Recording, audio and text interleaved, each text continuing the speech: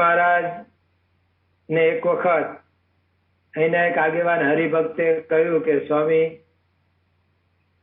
અમારા કરતા નાના શહેર ધારો કે સુરેન્દ્રનગર, એને શિખરગંજ મંદિર મોટું થઈ ગયું, અને અમારા ભાવનગરમાં મોટું શહેર, મોટું મંડળ, તોય અમારે ક્યાં મજી નથી કરતા તમે મંદિર મોટું. હરિમંદિર તો હતું. સ્વામી કે અમે રાહ જોઈએ છીએ કે હવે કેવડું કરવું, સત્સંગ તમારો વધતો જાય છે, હવે અમે અત્યારે કોઈ નાની જગ્યા પસંદ કરી તો પછી સંકળાશ પડે, એટલે અમે થોડી એવી રાહ જોઈએ છીએ કે કેટલોક સત્સંગ વધે છે એના માપમાં પછી કરાય ને. પછી 1990ની સાલમાં સાંઈ બાપાએ કીધું કે હવે આપણે બહાર નીકળવું છે, કારણ કે જયારે બાપા પધારે ત્યારે મંદિરમાં તો કઈ માણસો સામતું નહોતું, એટલે કે આ ટાઉન હોલ રાખવાનો, એની આગળનું એક ગણેશ ક્રીડા મંડળનું મેદાન એ રાખવાનું, દર વખતે બાપાની ગાડી લાવવા માટે કોર્પોરેશન ને એની ઓફિસ હોય એમાંથી દિવાલ પાડીને ગાડી લાવવાની, પછી બાપા કાર્યક્રમ પૂરો થઈ જાય વળી પાછી દિવાલ ચણી દેવાની, એમાં આપણા એન્જિનિયરો હતા એટલે આ બધું થઈ શકતું હતું. એટલે આવું પૂજા કરવા બહાર પછી તો જવું પડતું હતું ટાઉન હોલમાં. તો ઉપર એક માળ તો લીધો હતો ત્યાં લાતી બજાર મંદિર હરિમંદિરમાં, પણ તોય પછી વધતું જ ગયું ને સંકળાશ પડવા માંડી, પરાસભાઓ વધતી ગઈ. તો મોટા મંદિરની જરૂર ક્યારે પડે? જો સત્સંગ વધે તો જ. એટલે બાપા કે અમે જોઈએ છીએ. તો 1990માં પછી બાપાએ કીધું હવે આપણે ક્યાંક જમીન જોવાનું ગોઠવું. એટલે અત્યારે જે મંદિર છે અક્ષરવાડી, એની સાવ નજીક સામે એક બંગલો હતો, અને કૃષ્ણનગર કહેવાય. મહારાજા કૃષ્ણકુમારસિંહજીના નામથી નવું નગર આ વસેલું ગામ બહાર. અને એમાં 2000 વારથી નાના પ્લોટ પાડવા જ નહોતા દેતા, અને કોઈક એમણે 5 પ્લોટ ભેગા કરીને 10,000 વારની જગ્યા, અને એ એક બંગલો હતો. જેમનો બંગલો હતો એ તો લંડન રહેતા હતા. એમનું નામ જગન્નાથભાઈ બી પંડ્યા, એટલે કે જે.બી. પંડ્યાનો બંગલો કહેવાય. અને આફ્રિકામાં જે આર.બી. પંડ્યાને ત્યાં યોગી બાપા ઉતર્યા હતા, એમના એ સગા ભાઈ થાય. બાપાને વાત કરી તા વિવેક સ્વામી કે આપણે તો જેબીને કહેશું કે થોડું સસ્તું કરાવશું. બાપા કે જોવાનું ગોઠવો. એટલે 1990માં બાપા એ બંગલો જોવા પધાર્યા. એને 3 બાજુ રોડ પડે. એની પાછળના ભાગમાં બ્રહ્મ ક્ષત્રિયની બોડી. બાપાએ ત્યાં પુષ્પ છાંટ્યા, પધરામણી કરી બંગલામાં. પછી બાપાએ કીધું, બાપા કે આ આપણને નાનું પડે, આપણને એમ કે 10,000 નાનું પડે. 3 બાજુ તો છે ત્યાં આપણે, એટલે કઈ મોટી જગ્યાની તપાસ કરો. એ જોઈને બરોબર આમ નીકળતા હતા ને, તે આપણા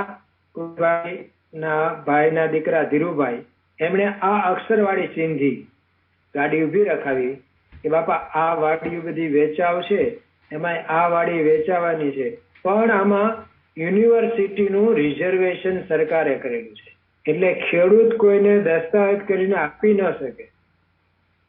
એટલે મોટો પ્રશ્ન આ છે. સ્વામી કહેતો કાલે આપણે ગોઠવજો જોવાનું. એટલે બીજે દિવસે ખાનગી રીતે જોવાનું ગોઠવું. અત્યારે જે વડ છે એ વડ નીચે સાદી ખુરશીમાં બાપા બેઠા, ઠાકોરજી પધરાવ્યા. જે લેન્ડલોર્ડ હતા, માળી ભાઈઓ, ખેડૂતો, એમને કહી રાખેલું. એટલે બાપાનું બધું સ્વાગત કર્યું. બાપા થોડીક અંદર આમ પધારી, નજર કરી, દ્રષ્ટિ કરી એમને. એ પછી તો બીજી ઘણી જમીનો બતાવી. બીજી 100 વીઘા હતી, અહીંથી નજીક જ તે અક્ષરવાડીથી 1.5-2 કિલોમીટર થાય, એક ગામ જ ગણાય. તો એ બધી વાડી બતાવી. એ સસ્તી મળતી હતી, પણ મેં તળાજામાં બાપાને અહીંથી તળાજા પધારે પૂછ્યું ત્યાં વળી નવરાશ કે બાપા આમાં કઈ જગ્યામાં આપણે મહેનત કરવાની, પસંદગી કઈ નહીં. બાપા કે આવડી આ માળી ભાઈઓ વાળી જે વાડી છે એના માટે આપણે પ્રયત્ન કરવાનો. અને એના માટે પ્રયત્ન કર્યો. પણ રિઝર્વેશન 91માં 60% કર્યું. 1993માં આપણે આ જમીનનો કબજો લીધો. 37 વીઘા હતી, કબજો લીધો. પણ રિઝર્વેશન એટલે કઈ કરી શકાય નહીં. સ્વામી બાપા ભલામણ કરતા હશે, સંતોને સોંપ્યું હશે, બ્રહ્મવિહારી સ્વામી વગેરે. હું ને આરુણી ભગત ઘણી વખત ગાંધીનગર ગયા આ કામ માટે. કોઈ વાતે કાંઈ 5 મુખ્યમંત્રી બદલાઈ ગયા, કામ થાય નહીં. અને બાપા કે ના અહીંયા જ. મેં કીધું બાપા કે દિવસે? એક વખત તો અમને કીધું બ્રહ્મવિહારી સ્વામી કે હવે તમારું કામ અણી ઉપર છે. એના પછી 1 વર્ષ 1.5 વર્ષ થઈ ગયું. તો બધા મને પછી તો કહેવા લાગ્યા કે બાપુ તમારી અણી બહુ મોટી કહેવાય. બાપા પાછા કે અણી, એવી રીતના બધા લાભ લેવા માંડ્યા. તેમ કરતા કરતા કરતા બાપાને રાજી કરવા માટે કેશુભાઈ ની સરકાર હતી. એ પછી મોદી સાહેબ આવ્યા. પણ કેશુભાઈ ખાસ ભલામણ કરી અને રિઝર્વેશન માંથી મુક્તિ આપી. અને યુનિવર્સિટીને બીજી જગ્યાએ રિઝર્વેશન આપ્યું, સરકારી જમીન હોય ત્યાં. એટલે એમનું કામ થયું. પાછું 20 વર્ષથી રિઝર્વેશન હતું. તો પછી આવા જે રિઝર્વેશન જ્યાં જ્યાં ગુજરાતમાં હતા બધા રદ થયા, એક પાછળ. પછી બીજો પ્રોબ્લેમ હતો, યુએલસી નો કાયદો હતો ભારત આખામાં, અર્બન લેન્ડ ડેવલપમેન્ટ. તો શહેરી વિકાસમાં મહાનગરપાલિકા હોય તો ભાવનગરમાં ખેડૂત જેટલા ભાઈઓ હોય, એક ભાઈ એક ખાતેદાર હોય, એ 2000 કરતા વધારે જમીન બિન ખેતીને ન રાખી શકે. ખેતીની હોય ત્યાં વાંધો નહીં, જો ખેતીમાં લાગુ પડતું હતું. તો એ લોકો 6 હતા, 5 ભાઈઓ ને એમના એક મધર, 6 નામ ચાલતા. બહુ તો 12,000 વાર મળે. આ તો 55,000 ચોરસ મીટર હતી. એટલે મોટો પ્રોબ્લેમ. બાપાને વાત કરી. બાપા સારંગપુરમાં હતા. અમે બધા 200 જેટલા સ્વયંસેવકોને લઈને ગયા હતા. અને બાપાને કીધું, બાપા જમી રહ્યા, ટેબલ ખસી ગયું, બીજા બધા યુવકો હરિભક્તો બહાર જતા રહ્યા, સંતો. પછી મેં બાપાને કીધું, બાપા એક આ કાયદો પાછો આપણને નડે છે. બાપા કે એવું તો આમ પગનું ઠેબું કર્યું. બાપા કે એવું તો આમ ઠેબે ઉડાડીએ. એ બોલી ગયા. એની અસર એવી થઈ કે આખા ભારત દેશમાંથી યુએલસી નો કાયદો જ નીકળી ગયો. એટલે આપણે કહીએ ને કે ચકલી માટે આખું બ્રહ્માંડ બોલ્યું, કાયદા ફેરવ્યા. એ તો જયારે પ્રતિષ્ઠાની સભા હતી ત્યારે શહેરી વિકાસ મંત્રી આઈ કે જાડેજા સાહેબ એમણે વાત કરી હતી સ્ટેજ ઉપર કે જયારે મારી પાસે સંતો આવતા હતા આ કામ માટે, પછી મેં એ વખતે મુખ્યમંત્રી નરેન્દ્રભાઈ મોદીને વાત કરી તો કે મને એવું કીધું કે આજ થતું હોય તો કાલ નહીં કરતા. કાયદો ફેરવીને પણ પ્રમુખ સ્વામી બાપાનું આ કામ છે, જેમણે આ સમાજ માટે કેટલું કર્યું છે, સમાજના લાભ માટે, તો એમના માટે તેમ કરજો જ. આમ બાપા બધે પ્રવેશ કરતા ગયા અને આપણને આ નક્કી થયું. લેન્ડલોર્ડ હતા એ કોર્ટમાં જતા રહ્યા, જેમને ભાવ વધારો આપો. એ બાપાએ પાછું એમને ગરડા બોલાવી બધું બતાવ્યું, સમાધાન કર્યું, ભાવ વધારો આપ્યો. પછી બાપાએ ખાતમુહૂર્તનું નક્કી કરી નાખ્યું, શિલાન્યાસ વિધિ. હવે શિલાન્યાસ વિધિ થયો ત્યારે તો ન તો આપણા નામે દસ્તાવેજ થયો, ખેતી થયું, કાંઈ નહીં. તોય બાપાએ તો શિલાન્યાસ કર્યો. એના 15/1/2002 ના રોજ શિલાન્યાસ કર્યો અને એના 10 દિવસ પછી દસ્તાવેજ થયો.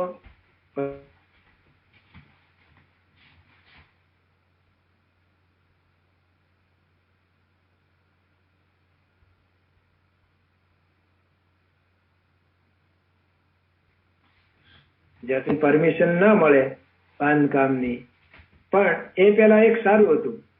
એક પતરાના શેડમાં ઠાકોરજી પધરાઈ દીધા હતા ઉત્સવ મૂર્તિ, અને રોજ વાઘા બદલાય ઉત્સવ મૂર્તિના. 50 જોડી વાઘા થઈ ગયા હતા. 98 થી ચાલુ તે છેક મંદિરની 2006 માં પ્રતિષ્ઠા થઈ.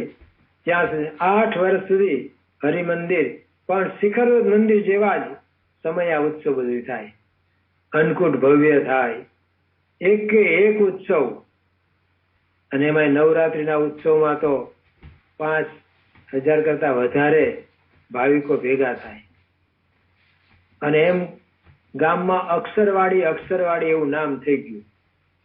અત્યારે આખા ભાવનગરમાં આટલું જ એડ્રેસ અને સરકારના એટલે કોર્પોરેશનના નકશા હોય એમાં પણ આ ઝોનને અક્ષરવાડી ઝોન આજુબાજુનો ગણાય.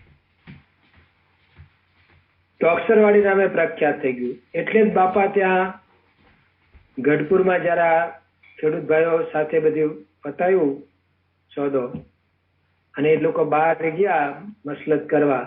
હું ને બાપા બે બેઠા હતા. બાપા અચાનક જ બોલ્યા, બાપુ બે પ્રખ્યાત થઈ ગયું. બે એટલે કોને ગણું, શું આગળ પાછળનું કઈ નહોતું. પછી બાપાએ જ કીધું અક્ષર દેરી અને અક્ષર વાડી બે પ્રખ્યાત થઈ ગયું. અને ખાતમુહૂર્તમાં તો બાપા એવું બોલ્યા, કારણ કે એના આગલા દિવસે જોડીનો ઉત્સવ હતો. તે દિવસે બાપાનો દીક્ષા દિન હતો 2002ની સાલમાં 14 તારીખ ને 15 તારીખે શિલાન્યાસ કર્યો. હું હાર પહેરાવા ગયો તો બાપાએ મને આશીર્વાદ આપ્યા કે બાપુ તમારે નાણાંય આવશે અને માણાય આવશે. કારણ કે એ વખતે 10,000 માણસોની સભા હતી, આખું ચિકાર ભરેલું વાડી. તો બાપાએ જોઈને બોલ્યા, બાપા કે તમારે બે આવશે. અને ખરેખર મારે તો કોઈ આવડત નહોતી, વળી કોઈની પાસે હું માગી ના શકું. ઉલટાનો એ વધારે કેમ તો હું ના પાડું, એટલા બધા ન હોય એવો મારો સ્વભાવ. પણ બાપાએ ક્યારેય તાણ ન પડવા દીધી. અને એવા હરિભક્તો ઉભા કરી દીધા ને, દિનેશભાઈ ગઢાળે, એ વખતે આપણે કીધું હતું ને, ગમે ત્યારે એ કહી રાખેલું, સ્વામી ગમે ત્યારે તમારે મૂંઝાવાનું જ નહીં, અમે એના માટે જ આ હીરાનો વ્યવસાય કરીએ છીએ, કેવળ બાપાને રાજી કરવાના, મંદિર કરવા. અરે એમની ઓફિસમાંથી ગમે ત્યારે જાત મહેનત કરવા માટે યુવાનો બોલાવીએ તો 100-200 ગમે ત્યારે કહેવાનું, ઇમરજન્સી તો આવી જાય. પાયા પૂરવાના હોય કે ખોદવાનું હોય, કોન્ક્રીટ કામ તો એવું થયું કે બાપાએ શિલાન્યાસ તો કરી દીધો. પછી જયારે શરૂ થયું 6 મહિના પછી, તો આજે સવારે શરૂ કર્યું તો કોન્ક્રીટ કામ બીજે દિવસ સવાર સુધી ચાલ્યું 24 કલાક. 1000 સ્વયંસેવકો જોડાણા હતા, એક પણ મજૂર નહીં. 8 મિલર મશીન ચારે બાજુ ગોઠવી દીધા હતા, બધામાં વારા ગોઠવી દીધા હતા. કલાક સેવા કરે, કલાક આરામ. અને બધાએ ના પાડી હતી, પ્લાનિંગ સેલે ના પાડી હતી કે આટલું મોટું કામ એક સાથે, કારણ કે ધરતીકંપના આંચકા 100-150 આવેલા એટલે ધરતીકંપ ઝોન ગણાય. નીચે ફાઉન્ડેશન જબરજસ્ત કરવું પડે. 1.5-2 ફૂટ કોન્ક્રીટ કામ કરવાનું અને સળંગ કરવાનું, વાંધા એટલા વાંધા. પણ અમારા હરિભક્તો કે આપણે કરીએ, શું ન થાય. ગામના બિલ્ડરોને પૂછ્યું તો એ કે ના, ન થાય એટલું મોટું કામ. અત્યારે જેવા મશીન આવીને પૂરી જાય એવું નતું. મટીરિયલ તૈયાર રાખ્યું હતું બધી બાજુ, પણ હરિભક્તોએ કીધું ના સ્વામી, મેં બધાએ કીધું નામ લખાવો, તો નામ લખાના. અને બધું વ્યવસ્થિત આયોજન થયું. પછી બધાને થયું. પછી તો ધારાસભ્યોએ તગારા નાખવા આવ્યા, મેયરે આવ્યા, ગામના બિલ્ડરો આવ્યા જોવા, અને ગામ બધું આવ્યું. અને અક્ષય મુનિ સ્વામી કે તમે કર્યું? કીધું અમે એટલે અમારા હરિભક્તો એવા એ સમર્પિત, એવા ઉત્સાહ વાળા. એ તો જયારે પ્રતિષ્ઠા પહેલા બધું સંતો આવ્યા હતા તૈયારી કરવા સારંગપુર થી ને બધેથી, તો કે અહીંયા તો ખરું છે, અહીંયા એમ કે 5 જણની જરૂર છે, આવજો ને. એટલે બેઠા હોય પણ અમારા વિભાગમાં જરૂર હોય તો 15 જણા ઉભા થાય અને બધા પાયું ચડાવતા જ આવે. કે અહીંનું અમે આવું ક્યાંય જોયું નહીં. આટલું સેવાભાવી મંડળ. ખરેખર બાપા એટલા રાજી થઈ ગયા કે પ્રતિષ્ઠાના દિવસે સ્વયંસેવકની સભામાં બાપાએ બધા જ ભાઈ નાના મોટા જે સેવામાં જોડાણા હતા એ બધાને PhD ની ડિગ્રી આપી કે તમે સેવામાં PhD કરી દીધું. અને મહારાજ તમને અંતકાળે આવા આશીર્વાદ આપ્યો. મહારાજ તમને અંતકાળે આ મંદિર દેખાડીને ધામમાં બેસાડી દેશે. એવા બાપાએ રાજી થઈને આશીર્વાદ આપ્યા. એવું કઈ મોટું ધનવાન મંડળ ન હતું. પરદેશમાં તો અહીંથી કોઈ હોય જ નહીં, સૌરાષ્ટ્રમાંથી હોય તો સુરત કદાચ હોય, મુંબઈ થોડા કોઈ હોય. પણ બાપાએ મૂક્યા એવા બધાને. એક RD દવે સાહેબ આવ્યા તો એ એન્ડ્રોન કંપની પરદેશની જે દરિયામાંથી બધા ગેસ ને કાઢવાનું કામ કરે, તો બહુ મોટી કંપની, એમાં જનરલ મેનેજર તરીકે આવ્યા. અને કે બાપાને મેં પૂછ્યું, મેં તો ના પાડી ભાવનગર મારે જવું નથી. એક વખત બાપાને કે હું તમે ત્યાં હતા અને હું આવ્યો હતો, મારી સભામાંથી કોઈક મારા ચપ્પલ ચોરી ગયું એટલે મારે ભાવનગર જવું નથી. બાપા કે ના, તારે જવાનું જ છે. અને આવ્યા. એટલો સાથ સહકાર એમનો મળ્યો, જે જોઈએ બધી વસ્તુ. વળી એમની સાથે કેટલા એમના કાર્યમાં જોડાણેલા હોય બધાની સેવા લે. એમની ક્રેન મોકલે જબરદસ્ત મોટી, 200 ફૂટનો તો એને 150 ફૂટનો બૂમ નીકળે અને કેટલું આમ આખા 5 ખટારા ઉપાડી શકે એટલી તાકાત, 200 ટન સુધીનું ખેંચી શકે. તો ઉપર દરેક વખતે આવે ત્યારે એને સાથે એક બીજી વજન વાળી આખી ગાડી હોય જેમાં વજનિયા ભર્યા હોય. અને એ એવા વખતે જ લેવાય કે જયારે રોડ બંધ થઈ ગયા હોય વાહન વ્યવહાર, ત્યારે જ નીકળી શકે. એવી ક્રેનો આવે કાયમ એમની, જયારે જરૂર પડે ત્યારે. અને જેવી પ્રતિષ્ઠા થઈને અઠવાડિયા પછી બદલી. પ્રતિષ્ઠા પહેલા દિનેશભાઈ ગઢાળ એને ધામમાં બેહાડી દીધા. ત્યારે આપણને ખબર પડે કે બાપાએ આ બધું ગોઠવું છે કેવળ આ મંદિર કરવા માટે જ, એમની જ અંતરની ઈચ્છા. અને પ્રતિષ્ઠા થઈ ગઈ અને પછી જે બધા અહીંથી ઉપડ્યા, સુરત અમારું 60 થી 65% હરિભક્તો સુરત જતા રહ્યા. પણ આ મંદિર કરવું હતું ત્યારે બધું બાપાએ ભેગું કરી દીધું. જમીનનો આ પ્રશ્ન હતો એમણે ઉકેલ્યો. એ પછી બીજી જમીન લીધી, ત્રીજી જમીન લીધી, અત્યારે 20 એકર આખું આપણું આ છે મંદિરનું સંકુલ, 20 એકર. અને અત્યારે ગામનું આ સેન્ટર ગણાય એવું લોકેશન એવું છે કે જે આપણે 500 રૂપિયા વાર જગ્યા લીધી હતી, અત્યારે ₹1,00,000 દેતા નથી મળતી. એટલો તો ભાવ વધારો થઈ ગયો. આખું ગામ, મોટા મોટા શોરૂમ ને બેંકો આ રોડ ઉપર આવ્યા મંદિરને લીધે. પણ મંદિર થતા પહેલા જે બધા અમારે ત્યાગરાજ સ્વામીએ અને કાર્યકરોએ જે બધા આયોજનો કર્યા, વસ્તી પ્રોજેક્ટ, ભલે એમાંથી ગાયબ ના બને પણ ટીપે ટીપે સરોવર ભરાય, તો વસ્તી પ્રોજેક્ટ કર્યો તો આખા ગામમાં ખબર પડે કે અક્ષરવાડીમાં મંદિર થાય છે. એ નિમિત્તે આ બધા બાળકો, હરિભક્તો, નાના મોટા બધા, તો એ બાદ આખા ગામમાં જાણ થઈ. અક્ષરકુંભ, પછી નાની મોટી બચત, બિન સત્સંગી પાસે મહિને હરિભક્તો જાય. જોડી પ્રકરણ એટલું ઉપડ્યું કે અમારે 1,00,000 તો પોકેટ કેલેન્ડર વેચાઈ જાય એમાં. એટલા ઘરમાં એટલા વ્યક્તિનો સંપર્ક થાય, આખું મંડળ બધા નીકળી પડે. એમ કરતા કરતા મંદિરની એટલી, મંદિર થી આ પહેલા આખા ગામમાં મંદિર પહોંચી ગયું.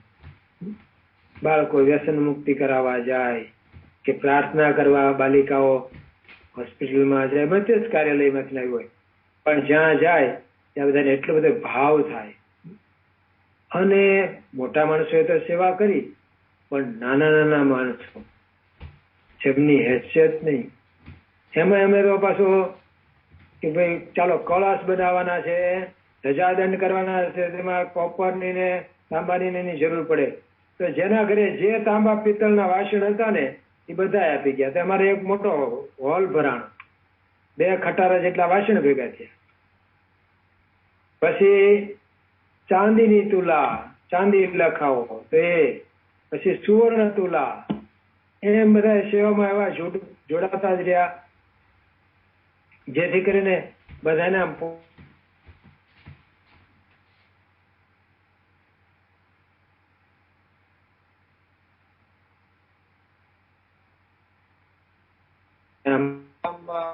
ગયા હતા.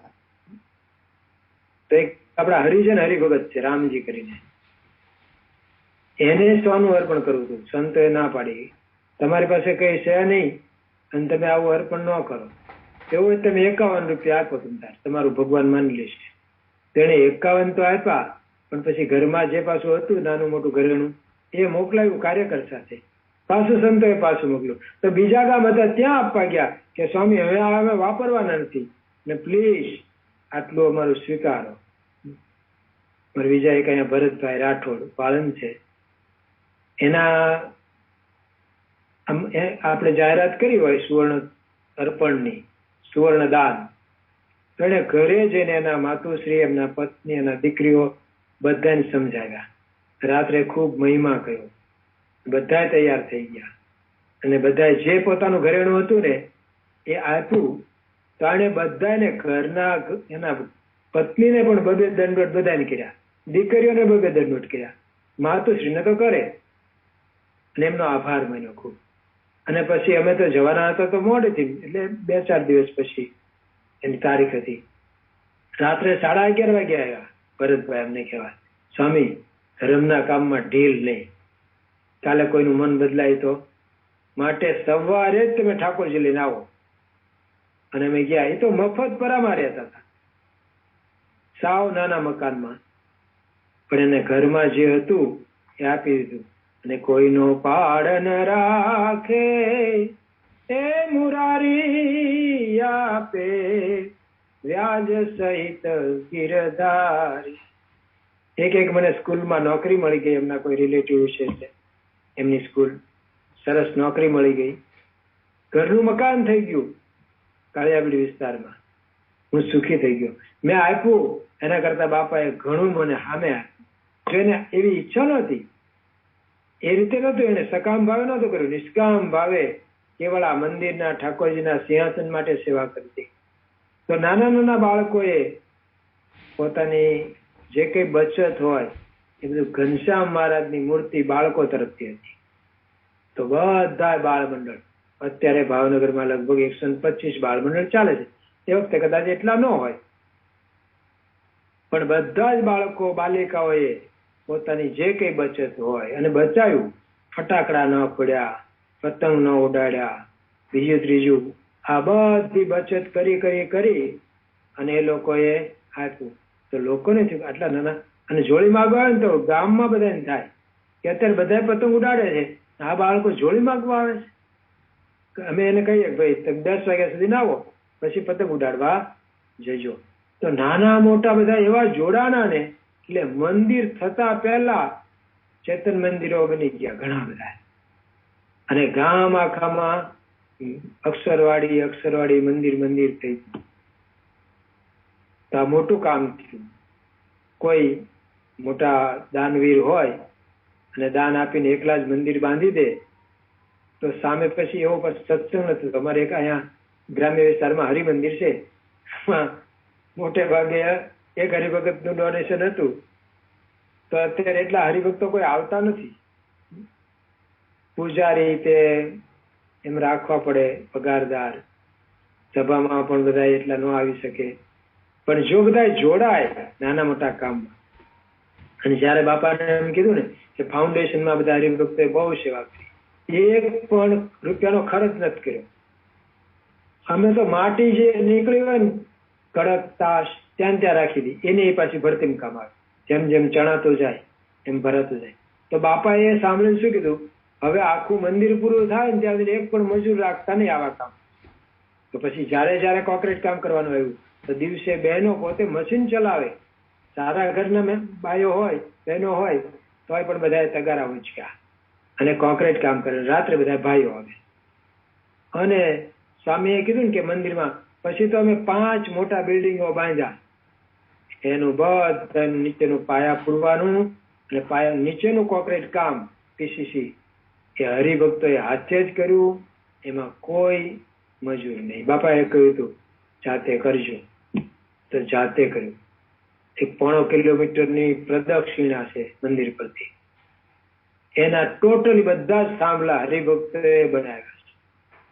અને આખા મંદિરના પથ્થર જે આવ્યા એનું ઘસાય કામ સત્સંગી બહેનોએ કર્યું. એક પણ મજૂર નહીં. અને 12 મહિના બધા આવે સેવામાં. મેં કીધું દિનેશભાઈ ગઢાળી જેમ ત્યાં 5000 માણસ કામ કરતા હતા, પણ એ રોજ પાછા મારી સાથે તગારા ઉંચકવા આવતા હતા. ભરતી કરવાની હોય, અંદર નાખવાની હોય માટી, તે બધા કામમાં, ક્યાંક પથ્થર ફેરવાના, ઈંટો પહોંચાડવાની હોય, બધા કામમાં નાના મોટા સૌ આવે.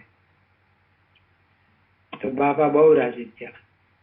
બાપા કે તમારે મંદિર થતા પહેલા મંડળમાં મંદિર થઈ ગયું. અને અમારે એ વખતે રવિવારની સભામાં 5000 હરિભક્તો ભેગા થતા હતા. એ કીધું ને સુરત ગયા બધાય 65%. એ અમને થોડીક ખોટ પડી, પણ ત્યાં જઈને આપણા સત્સંગમાં જ છે બધા. તો સ્વામી બાપાને આ ગમ્યું કે બધાએ સંપીને આયોજન કરીને. જો રાજસ્થાનમાં અમારે પથ્થર ઘડાતા હતા ત્યાં પણ એક પણ માણસ મેનેજર પગારદાર ન હતા. અહીંથી બધા હરિભક્તો યુવકો ગયા. એ ભયંકર તડકામાં, તાપમાં, અને રસોઈ જાતે કરવાની થાય. વળી બયાનામાં કામ ચાલતું હતું. નજીકમાં ચંબલની ખીણો, લૂંટારાની ભીતિ. અમે એક વખત ગયા તો અમને અગાઉથી ત્યાં જે મુખ્ય હરિભગત હતા રાજુભાઈ, એને કહ્યું સ્વામી વચ્ચે ક્યાંય ગાડી નહીં ઊભી રાખતા, નહીં તો લૂંટી જ લેશે. અમે રાતના પહોંચવાના હતા. તો અમને સૂચના આપેલી કે ક્યાંય ગાડી નહીં ઊભી રાખતા. આપણે કોઈ દિવસ પગાર 1 તારીખે નક્કી તારીખે નહોતા કરતા, નહીતર આવીને લૂંટી જાય.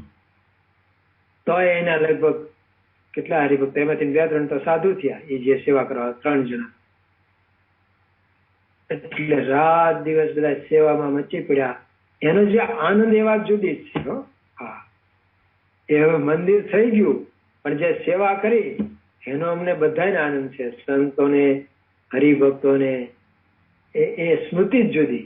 અરે પહેલો થાંભલો પધરાયો ને, પ્રથમ સ્તંભ રોપણ કર્યું તો ઉપરથી, ઉપર તો મંડપ બાંધ્યો હતો, એમાંથી કાણું પાડીને ક્રેનથી નામ ઉતાર્યો અને બાપાએ એનું વિધિ કરીને પૂજન કર્યું. કે બાપાએ આશીર્વાદમાં શું કર્યું? બસ આ યાદ રાખજો, મહારાજ શ્રીજી મહારાજ અંતકાળે આ થાંભલો લઈને તેડવા આવશે, અક્ષરધામમાં તેડી જશે. આવા આશીર્વાદ આપ્યા.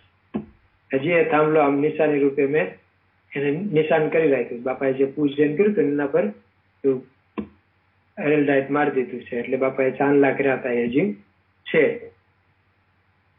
પણ ખરેખર સ્વામી બાપા એ કૃપા કરી. મંડળ એવું સદ્ધર નહોતું તો પણ સદ્ધર મંદિર કર્યું. અરે અમારે સિંહાસનમાં એક સિંહાસન સુખસયાનું સિંહાસનનું રહી જતું.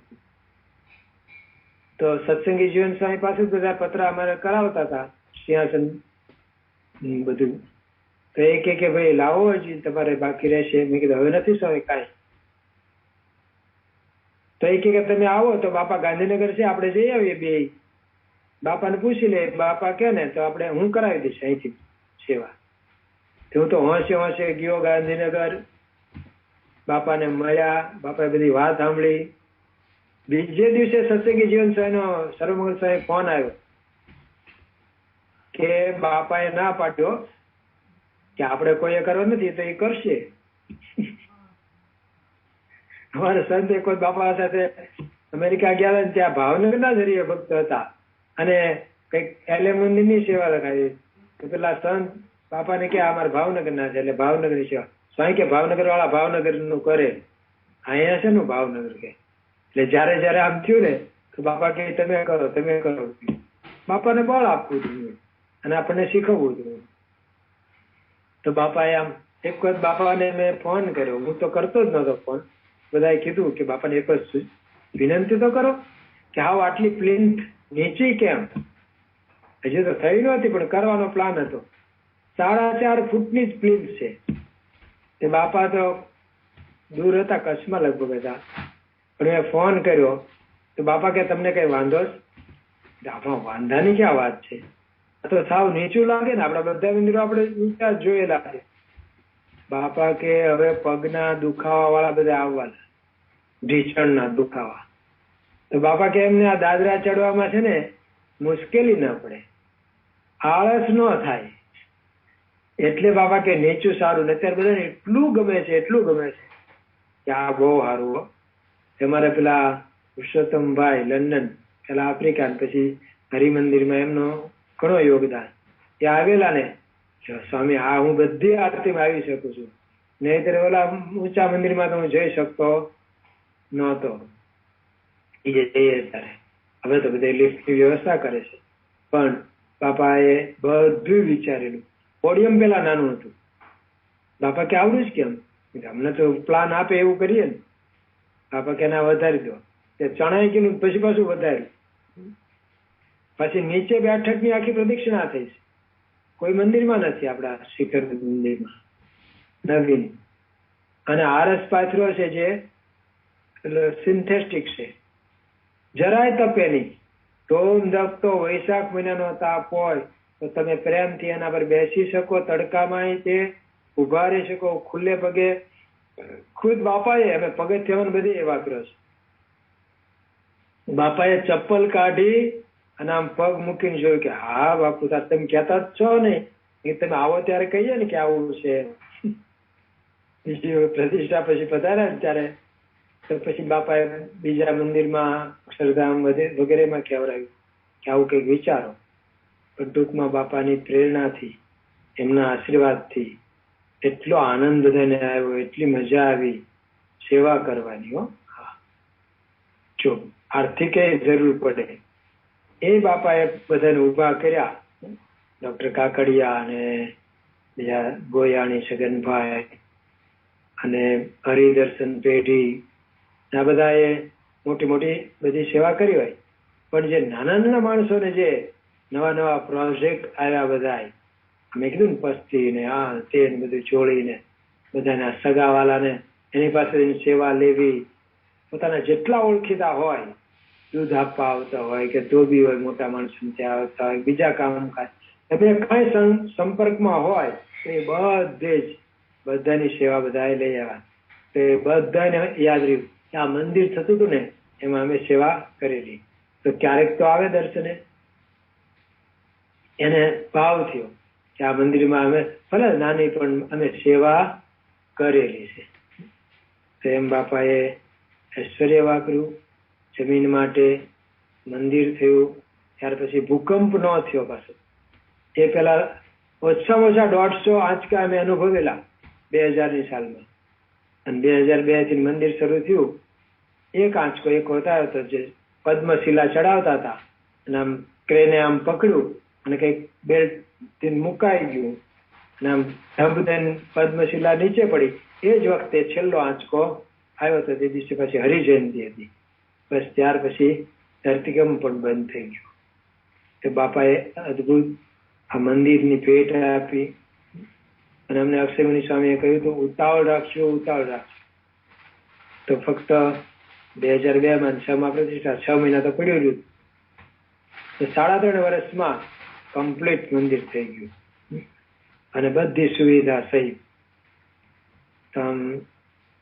આવા મંદિર એની સેવા અમને મળી. એટલે અમે સરોમર બધા લાઠી બજાર મંદિરે રહેતા હતા, સુતા હતા, સેવા કરતા હતા. એ મંદિર પછી ઉપર માળ લીધો એટલે ઘણું મોટું ગણાતું હતું. સૌરાષ્ટ્રનું મોટું ગણાતું હતું હરિમંદિર. પણ સત્સંગ વધ્યો તો મોટું મંદિર થયું. મોટું મંદિર તો એવું કર્યું કે ગામની વચ્ચે 50 વીઘા જમીન અને આવું સંકુલ એ તો કોઈ ના કરી શકે, કોઈની હિંમત નહીં કે આવું કરી શકે. આવી જમીન લે, પણ બાપાએ લીધી. અને બાપાને કહીએ હતા, બાપા કે મહારાજ બધું જ કરશે, બધું જ કરશે. મહારાજને ત્યાં બેસું. હરીશભાઈ દવે કે બાપાએ ડાયરીમાં લખ્યું કે આ જમીનમાં, મંદિર થયા પહેલા આ જમીનમાં ઠાકોરજી બેસશે. તો કપરા સંજોગો હતા, કોઈ રીતે ન બને એ બધું જ કાયદા બધામાં સરળતા કરી દીધી. યુએલસી નો કાયદો આખા ભારતમાંથી નીકળી ગયો. નહીં તો સ્પેશિયલ એના ડેપ્યુટી કલેક્ટર નિમાતા હતા આ કામ માટે જ, તે યુએલસી ના કામ માટે. પણ આ કાયદો આખા ભારતમાં જ નીકળી ગયો. તેવું આ અદભુત મંદિર, મૂર્તિઓ પણ એવી. પહેલા જે મૂર્તિઓ બની હતી એ એવી સુરમ્ય નહોતી. તાત્કાલિક ભક્તિનંદન સ્વામીએ ગાંધીનગર તેમના પાસે જે કારીગરો હતા એમની પાસે મૂર્તિઓ કરાવી. તો મૂર્તિઓ એવી નયનરમ્ય છે. તો મહંત સ્વામી મહારાજ છેલ્લે પધાર્યા હતા તો અહીંથી મહુવા જતા પાછા ફોટા મગાવ્યા. બહુ ગમે છે કે મને મૂર્તિઓ. એમાં ભગતજી મહારાજ મૂર્તિની દર્શન કરતા હતા. મને અત્યારે યાદ આવે, વિવેક સાગર સ્વામી આગળ નીકળી ગયા ને બોલાયા પાછા, જુઓ તો ખરા ભગતજી મહારાજની કેવી રમ્ય મૂર્તિ છે. તો એવી બધી મૂર્તિ, એ પણ બાપાની કૃપા. મારા જેવાને કઈ ખબર પડતી નહોતી. પથ્થરના કામમાં અમારે બ્રહ્મ સેવા સ્વામી એમણે આખું પાડ્યું, એને ખબર નહોતી પડતી, પણ બાપા કે તમારે કરવાનું છે. તો એ મચી પડ્યા અને ત્યાં પડ્યા ને પાછળ રાજસ્થાન રહ્યા અને બધું મોટે ભાગે ફ્રી ઓફ કોસ્ટ જાજુ કર્યું. એટલે બાકી બધું સેવા સેવા સેવા ચાલ્યું. એમ બધાને આવડત આપી બાપાએ. ત્યાગરાજ સ્વામી અમારું આયોજન કરી દે બધું, ને એનું આયોજન બાપા એટલું વખાણે પાછું કે એમને એક કારણે ઓછું સંભળાય, પણ સ્વામી શું કે આમ બ્યારો છે પણ આમ બધાનું સાંભળે. અને મને કે તમને કારભારી તો એવા મળ્યા છે, ખરેખર કારભારી મળ્યા છે. નાના મોટા બધા સંતોનું પણ યોગદાન. આવી રીતે આ મંદિર થયું.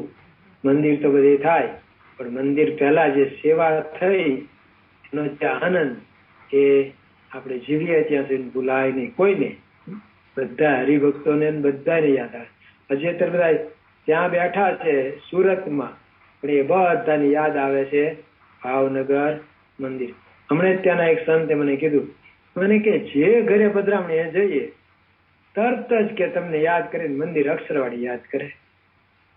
એ કે તમારો પર્યાય ત્યાં બની ગયો શબ્દ કે ભાવનગરનો. બધા સેવા જાત મને જિંદાબાદ સ્વામીએ પ્રેરણા કરી અને કરી છે. અમે ઈંટોય ઘરે બનાવીને બ્લોકે ઘરે બનાવ્યા, બધું ફ્રી ઓફ કોસ્ટમાં બધું કર્યું અને એવી રીતે સેવા મળી છે. તો આવી સેવા અત્યારે નડિયાદ મંડળને મળી છે. તમે પણ ત્યાં ખૂબ ખૂબ બધાએ આર્થિક પણ સેવા કરી દીધી, સેવા કરી છે. અને હવે વિશેષ ને વિશેષ બધા એમાં જોડાતા જાય. એના માટે ભલે આપણે જે હોઈએ પણ કાંઈક પ્રોજેક્ટ કરવા જોઈએ, તો ગામના બધા લોકોને જાણ થાય, બધા લોકો જોડાય. અમે તો છેલ્લે હરિમંદિર હતું ને, દર પૂનમનો અન્નકૂટ કરતા હતા સરોવર છે. લગભગ છેલ્લું 1 વર્ષ તો એવી રીતે ચાલ્યું.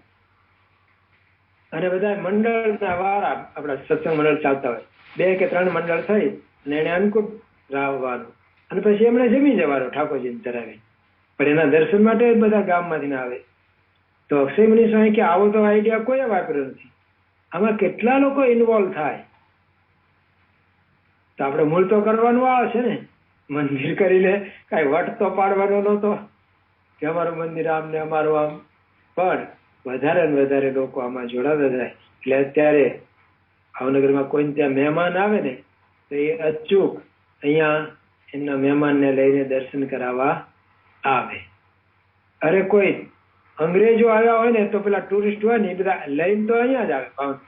ભાવનગરમાં જોવાલાયક શું? અક્ષરવાડી સૌથી સરસ.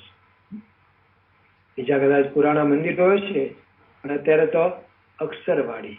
એટલે એવું જે અક્ષરવાડીનું મંદિર થયું છે એમ તમારે પણ ત્યાં હવે તમારે નગારા વાગે છે અને મંદિરના બધાને અત્યારે મંદિર તો છે જ અને આ મંદિર પાછું નવું શિખરબદ્ધ થશે ઓર સત્સંગ વધી જશે જે અમને અનુભવ છે. શ્રી સ્વામિનારાયણ ભગવાનની જય. બોલો, તમારું માઇક અનમ્યુટ કરવાનું.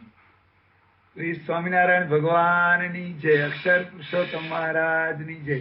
પ્રમુખ સ્વામી મહારાજની જય. મહંત સ્વામી મહારાજની જય. પ્રમુખ સ્વામી મહારાજ શતાબ્દી મહોત્સવની. ખાસ તો પૂજ્ય સોમપ્રકાશ સ્વામીનો આભાર. આમ તો ગયા વખતે થોડુંક ચેન્જ થયું, સંત પ્રકાશ સ્વામી જગ્યાએ તાત્કાલિક એમનું ગોઠવેલું, એટલે એ વખતે પણ હરિભક્તોને સમર્પણ ગાથા ખાસ કરીને દિનેશભાઈના સેવા, ભક્તિ, નિષ્ઠા અને મહિમાના બધા પ્રસંગોની ખૂબ આપણે સ્મૃતિ કરાવી. આજે ભાવનગર મંદિરનો ઇતિહાસ કીધો. આમ તો હમણાં એ લોકોનો પાટોત્સવ ગયો ત્યારે મેં 2-3 દિવસની પ્રવચનમાળા સાંભળી હતી. એમાંથી તો આ લગભગ 20% આવ્યું છે, કારણ કે 4 દિવસનો ઉત્સવ હતો અને એમાં ઘણી બધી વિશેષતાઓની બધી વાતો થયેલી, પણ સમય મર્યાદા પ્રમાણે આપણે બહુ ટૂંકમાં કીધો. 2-3 વાત તો આપણે ખાસ આપણા હૃદયને સ્પર્શી ગઈ. એટલે એમાં એક તો જે બધાનું ઇન્વોલ્વમેન્ટ, અને ઘણી વાર આપણને એવું લાગે કે આમ હરિભક્તો પૈસાવાળા હોય, સુખી સંપન્ન હોય, હવે એ લોકો આવે તો એનો ટ્રાન્સફરનો ખર્ચો, એ લોકોનો કામ ધંધા રોકાય તો એના પૈસા, એની સરખામણી તુલનાત્મક આપણે કરીએ તો આપણે છે ને મજૂર કરીને સસ્તા પડે. પણ જો આ ઇન્વોલ્વમેન્ટ કે ને એ સ્મૃતિ જે છે ને, એમ તો શ્રીજી મહારાજ ધારે તો મંદિર આમ મોટા દાતાઓનો ઉભો કરી દે, દેવતાઓ આવીને કામ કરી જાય, છતાં મહારાજ જાતે પથ્થર ઉપાડતા. મોટા મોટા પરમહંસો અને વૈરાગ્યની મૂર્તિ નિષ્કુળાનંદ સ્વામી ને કૃપાનંદ સ્વામી ને ગુણાતીત, એ બધાને આ પ્રવૃત્તિમાં જોડ્યા. તો મહારાજ કે આ પ્રવૃત્તિ નથી પણ ભક્તિ છે. તો ભાવનગર મંડળમાં સોમપ્રકાશ સ્વામી બધો ઇતિહાસ કીધો કે દિનેશભાઈ, ડોક્ટર કાકડિયા, હવે આ તો બધા ધનાઢ્ય મોટર બંગલાવાળા, એમના ઘરે નોકર ચાકર હોય અને ઘરે જાતે કઈ બહુ એવું ખાસ આવો શ્રમનું કામ, પણ એ બધા તબાડા લઈ ઈંટું ફેરવે, માટી પૂરે. તો આજે કાયમ માટે જીવનનું હજી કથા વાર્તા પ્રવચન ભૂલાઈ જાય, પણ આ શિવાની સ્મૃતિ છે ને એ કાયમ માટે યાદગાર બની જાય. તો ભાવનગર મંડળમાંથી આપણને ઘણી બધી પ્રેરણા મળી છે. સોમપ્રકાશનું જીવન પણ એ પોતે સેવા ભાવી છે. ગયા વખતે મેં બધી ઘણી એમની વાતો કરી હતી. તો ટૂંકમાં મહારાજ સ્વામીને પ્રાર્થના કરીએ કે આપણે પણ અત્યારે સેવાનો લાવો. હજી આપણે તો બધી એમને તો ભાવનગર, જામનગર બધા મંદિરોમાં, અત્યારે રોબિન્સવિલમાં બધા, એક મેં ફોન, ડોક્ટર છે, ડોક્ટર છે ને એની તો બહુ મોટી આવક. હવે ડોક્ટર પોતે ત્યાં સેવામાં જાય. હવે ડોક્ટર કલાકોમાં $ના પગાર ચડતા હોય, પણ જો એ 15 દી સેવા કરે ને એને અંબાણું રહેશે. તો બધા હરિભક્તો આવા મોટા મોટા, નાના મોટા ભાઈઓ બધા જ સેવા કરી એ આપણી જિંદગીનો આધ્યાત્મિક કમાણી છે. તો આપણે પણ હવે ધીરે ધીરે આપણે પણ એવું કંઈક આયોજન થાય કે અત્યારે બધું આપણે મજૂરથી ચાલે છે હજી તો, પણ હવે આપણે ટૂંક સમયમાં બધું ખુલે પછી કંઈક નાની મોટી સેવા હશે એમાં બધા આપણે ભાગ લઈશું. અને આવી પ્રેરણા, આવું બળ આપણને, જેમ કે મારા પર પણ ભાવનગરનું મોટું ઋણ છે, કારણ કે જન્મંગલ સ્વામી, અમે શ્રુતિ સ્વામી, સોમબાપુ બધા ભાવનગરના નારી મંદિરમાં બધા ત્યાં શેતરંજી પાથરીને હુઈ જતા અને દિવસે હીરા ઘસવા જતા અને રાત્રે શ્રેષ્ઠા બોલતા.